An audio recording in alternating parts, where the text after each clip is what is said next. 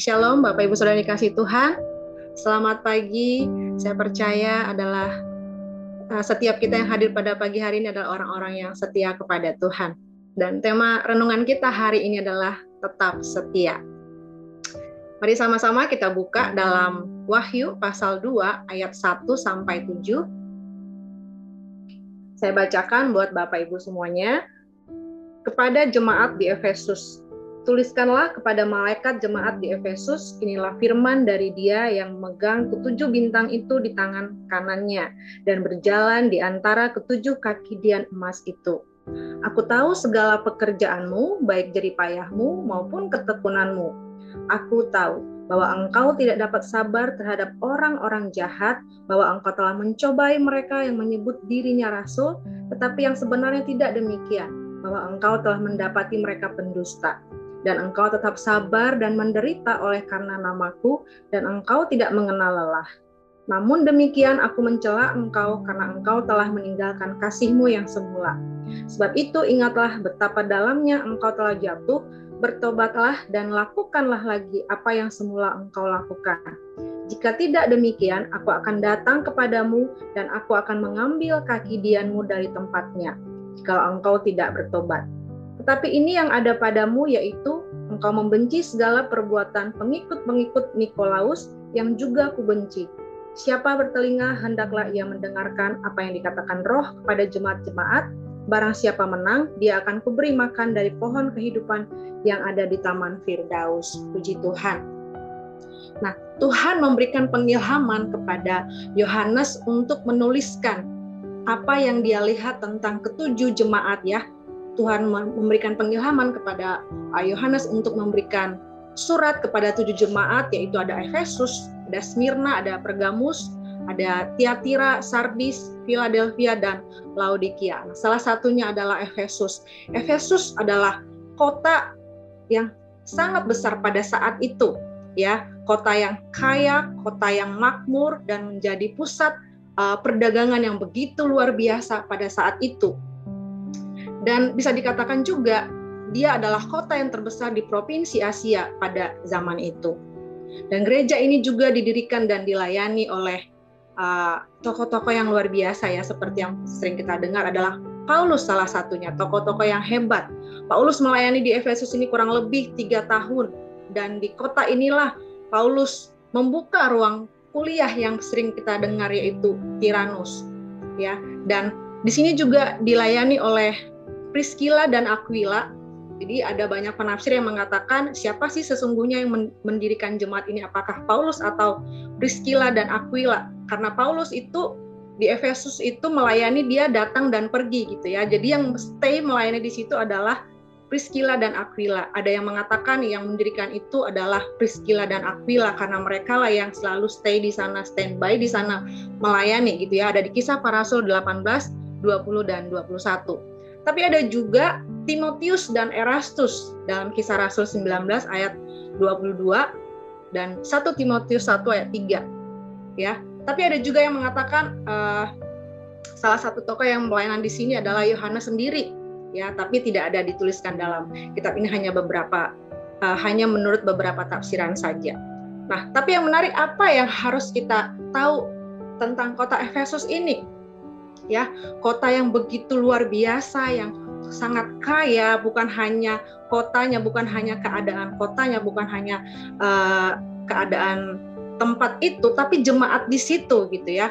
Pada saat itu Tuhan berkata di ayat yang kedua, Tuhan tahu segala pekerjaan yang mereka lakukan, tidak hanya menunjuk pada pelayanan mereka, tapi melainkan pada seluruh aspek hidup mereka, apapun yang mereka kerjakan.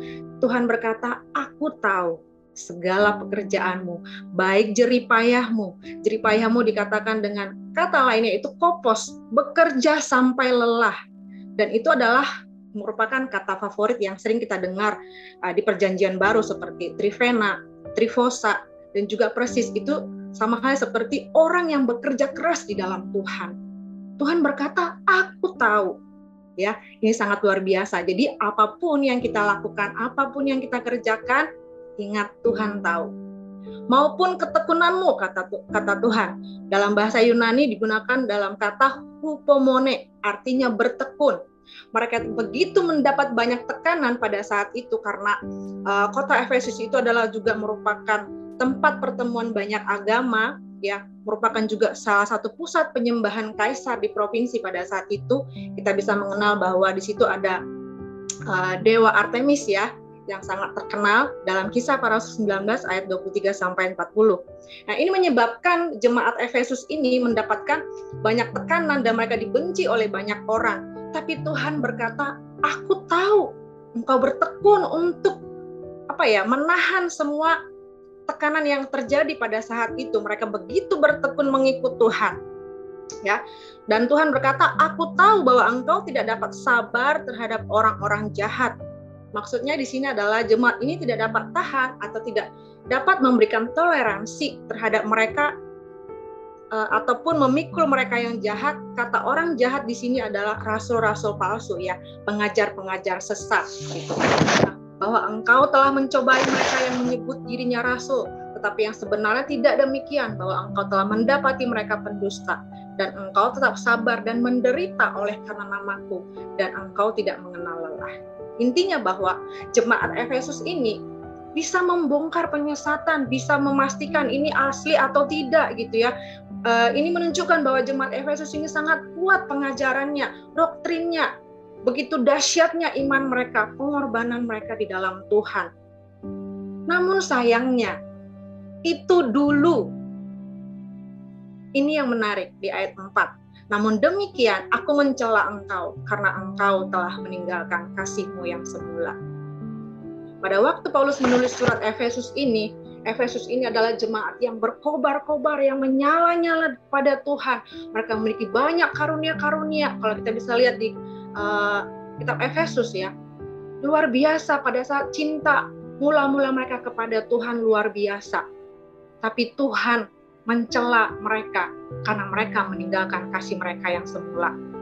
Nah, di ayat 5 dikatakan, sebab itu ingatlah betapa dalamnya engkau telah jatuh, bertobatlah dan lakukanlah lagi apa yang semula engkau lakukan. Jika tidak demikian, aku akan datang kepadamu dan aku akan mengambil kaki dianmu dari tempatnya, jikalau engkau tidak bertobat. Tetapi ini yang ada padamu, yaitu engkau membenci segala perbuatan pengikut-pengikut Nikolaus yang juga kubenci. Pengikut Nikolaus adalah golongan rasul-rasul palsu. Tuhan kenapa tidak senang kepada jemaat Efesus? Harusnya Tuhan senang dong, kan mereka membenci ajaran-ajaran palsu. Kenapa Tuhan marah? Yang buat Tuhan marah adalah seakan-akan kita tidak melakukan dosa, seakan-akan kita tidak seakan-akan kita membenci ajaran sesat. Penerapan praktisnya apa? Seakan-akan kita nggak melakukan dosa, tapi Tuhan marah karena kita tidak mencintai firman Tuhan. Seakan-akan mungkin kita, wah, saya nggak melakukan dosa, hidup saya benar. Tapi Tuhan marah karena kita tidak mencari Tuhan. Karena kita tidak sungguh-sungguh kepada Tuhan. Nah, sekarang apa yang harus kita lakukan untuk tetap setia kepada Tuhan? Yang pertama adalah menjaga kasih mula-mula di ayat 4 yang tadi. Namun aku mencela engkau karena engkau telah meninggalkan kasihmu yang semula. Ya, jemaat di Efesus, mereka begitu dilayani oleh Paulus, diajarin. Mungkin bisa dikatakan mereka kuliah, ya, di Tiranus dikatakan, di ruang kuliah Tiranus. Mereka diajari begitu rupa, mereka begitu dalam mengerti tentang pengajaran, tentang doktrin-doktrin. Pemahaman yang dalam terhadap doktrin-doktrin bukanlah hal yang salah. Kita belajar tentang firman Tuhan, mengisi diri kita itu bukan hal yang salah. Tapi itu tidak bisa menggantikan kasih kita kepada Tuhan. Mungkin kita banyak hal yang kita tahu, tapi kalau kasih kita yang semula itu kita tinggalkan menjadi pudar, itu semua sia-sia dan Tuhan tidak suka. Ya, kita mungkin benci terhadap dosa seperti di ayat 6 tadi, membenci pengikut-pengikut Nikolaus yang juga kubenci. Tapi itu juga tidak bisa menggantikan kasih kita kepada Tuhan. Kita harus sungguh-sungguh benar-benar mengalami Tuhan setiap hari. Harus sungguh-sungguh benar-benar memiliki keintiman yang dalam. Bagaimana kita jatuh cinta pertama kali kepada Tuhan. Itu yang harus kita jaga. Api semangat yang berkobar-kobar itu yang harus terus kita jaga. Pelayanan kita bagaimanapun hebatnya, giatnya, nggak bisa menggantikan kasih kita kepada Tuhan. Kemarin saya bermimpi hari Senin pagi ya, saya sempat cerita sama Pak Wito waktu sebelum mulai doa pagi. Saya bermimpi terjadi rapture, saudara. Seumur-umur saya nggak pernah loh kepikiran rapture, nggak pernah mikirin rapture yang kayak gimana nggak. Dan akhir-akhir ini juga nggak ada yang gimana, tapi Tuhan tiba-tiba kasih mimpi itu, saya kaget gitu. Dan ini bukan seperti nubuatan ya, Bapak Ibu Saudara, bukan apa-apa gitu, tapi nggak tahu kenapa Tuhan kasih itu dalam mimpi saya sebelum saya sharing firman Tuhan di hari Rabu gitu. Dan pada saat rapture itu, saya sedang ada di luar bersama teman-teman, dan teman-teman di dalam mimpi itu saya ingat saya bersama teman-teman saya yang wanita-wanita gitu ya, yang cewek-cewek. Dan pada saat tiba-tiba ada cahaya dari atas seperti lampu sorot begitu, dan semua orang berada di cahaya itu, semua diangkat gitu ya. Dan kita yang kayak bengong gitu, terus itu apa? Terus tiba-tiba langsung saya bilang, itu rapture. Saya bilang sama teman-teman saya, itu rapture, ayo kita lari. Jadi kita semua lari-lari mendekati cahaya itu supaya kita diangkat gitu kan. Padahal sebenarnya nggak harus ya, seperti yang kita belajar dari Pak Rubin. Jadi dimanapun kita berada, kalau memang kita diangkat ya diangkat, nggak harus mendekati cahaya itu gitu. Jadi dalam mimpi saya itu ada cahaya seperti lampu sorot begitu, semua orang tertarik ke sana, ke dalam cahaya itu, dan naik ke surga gitu. Nah, di dalam mimpi itu kita berlari-lari gitu ya, mengejar cahaya itu supaya kita diangkat. Dan saya adalah orang yang terakhir diangkat gitu. Itu pun karena saya ngomong sama malaikatnya. Jadi seperti di dalam mimpi saya itu jauhnya itu seperti kita mau naik pesawat. Jadi kayak dari tangga bawah ke atas. Saya ngomong sama malaikatnya, malaikat saya nggak diangkat, saya bilang gitu. Ya, ternyata di dalam mimpi itu tidak seperti semenegangkan itu ya, rapture itu ya, mungkin ada seperti ngomong sama manusia gitu. Jadi saya bilang sama malaikatnya, malaikat saya nggak diangkat, saya bilang. Malaikatnya bilang, tunggu ya, saya cek lagi, katanya gitu. Waduh, akhirnya dari semua antara teman-teman saya itu saya yang diangkat. Itu pun mengangkatnya kayak lama gitu. Nggak tahu ya, karena dalam mimpi ya. Apakah saudara pernah mimpi seperti berlari gitu ya? Kayaknya kita udah lari kenceng, tapi kayaknya pelan banget gitu. Nah, seperti itu. Jadi kayaknya lama banget naiknya gitu kan. Dan setelah naik di atas, teman-teman saya yang di bawah bilang, loh kok kami nggak diangkat? Malaikatnya bilang, kalian ikut masa kesusahan besar ya gitu. Setelah malaikat ngomong gitu, pintunya ditutup. Wah, saya kebangun, saya merinding gitu. Wah, ini maunya Tuhan apa? Maksud Tuhan apa? Nggak, seumur-umur nggak pernah saya mimpi seperti ini.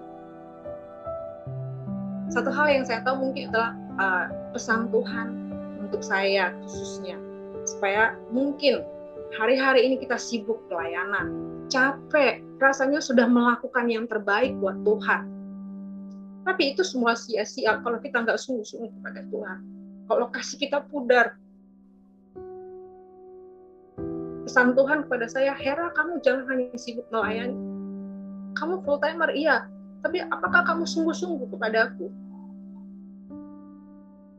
Apakah kamu masih pernah membangun saat teduh, berdoa secara pribadi? Itu yang Tuhan cari. Itu yang Tuhan mau. Sampai saya bilang pernah sama putra suami saya, kamu harus ikut rajin doa pagi.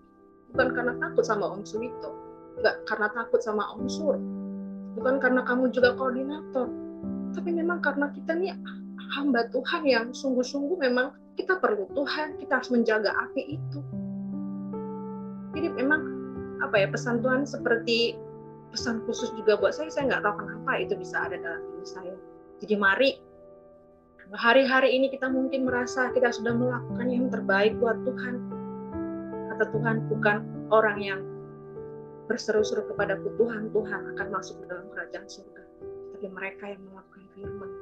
Kita yang terus membangun keintiman, menjaga kasih kita yang semula. Itu yang Tuhan cari. Itu yang Tuhan mau. Sama seperti hubungan suami istri. Seakan-akan kita sudah melayani suami kita. Tapi kadang-kadang kita pernah jenuh, kita capek. Ya udahlah, pakaianmu ambil sendiri, makanmu ambil sendiri. Ayo, kobarkan lagi cinta kita, kasih kita yang semula. Terus melayani suami kita, melayani istri kita. Dengan setia, bagaimana kita dulu jatuh cinta pertama kepada pasangan kita. Walaupun mungkin kita capek, tapi kasih yang tulus itu, kasih yang murni itu yang Tuhan cari. Itu yang Tuhan mau. Jangan biarkan kasih itu pudar. Jangan menjadi orang yang terhilang di gereja. Kenapa saya bilang terhilang di gereja? Karena seakan-akan kita ada di lingkungan rohani, tapi ternyata kita kering. Tapi ternyata kita sebenarnya sedang orang yang sedang kayak urgent nih, harus masuk emergensi gitu. Sedang dalam tanda kutip bahaya. Nah, biarlah hari-hari ini kita terus kembali menjaga kasih kita yang semula, supaya kita tetap setia kepada Tuhan.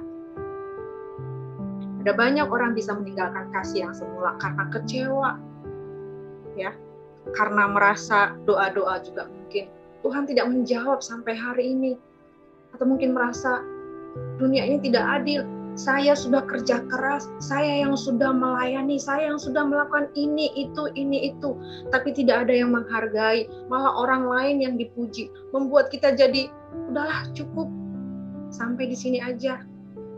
Pesan Tuhan hari ini, mari kembali kepada kasih kita yang semula. Jangan meninggalkan kasih yang semula. Tuhan mencela. Yang kedua, apa yang harus kita lakukan untuk tetap setia? Yang kedua adalah, ya, biarlah rohmu menyala-nyala dan layanilah Tuhan. Ya, yang kedua adalah, mari kita bertobat dan lakukan lagi apa yang semula engkau lakukan. Kata bertobatlah ini adalah perintah, ya, yang disertai dengan ancaman. Jika tidak, aku akan datang kepadamu dan mengambil kaki dianmu. Artinya, dia akan membuat mereka tidak mempunyai gereja lagi. Mereka akan tidak mempunyai pendeta lagi, tidak ada lagi firman Tuhan dan sakramen, dan tidak ada lagi mendapatkan kehadiran Tuhan. Ini menunjukkan bahwa kehilangan kasih semula itu bukanlah dosa yang remeh. Ada keseriusan di sana. Itu sebabnya mari kita bakar lagi semangat kita, mumpung masih ada kesempatan. Yang Tuhan mau bukan cerita yang dulu. Dulu saya sudah begini, dulu saya bukan yang dulu. Bukan pelayanan yang dulu, bukan kasih yang dulu. Tuhan mencari orang yang setia sampai akhir. Amin.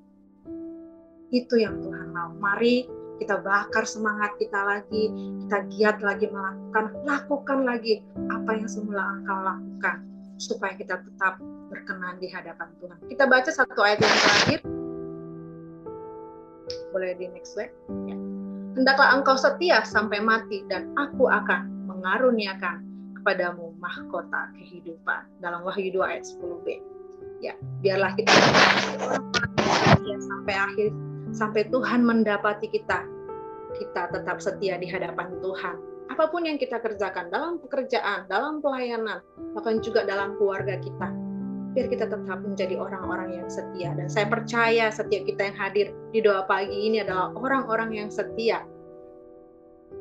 Namun biarlah kita tidak hanya sekedar ikut doa pagi, tapi kita benar-benar memiliki kasih yang semula, cinta yang murni, cinta mula-mula yang pernah kita alami waktu kita jatuh cinta pertama kali pada Tuhan, waktu kita mengalami Tuhan pertama kali. Tuhan mau itu juga ada di dalam diri kita sampai hari ini, bahkan sampai akhir hidup kita. Demikianlah firman Tuhan pada pagi hari ini. Kiranya ini bisa menjadi berkat buat setiap kita. Biarlah kita tetap setia kepada Tuhan. Tuhan Yesus memberkati.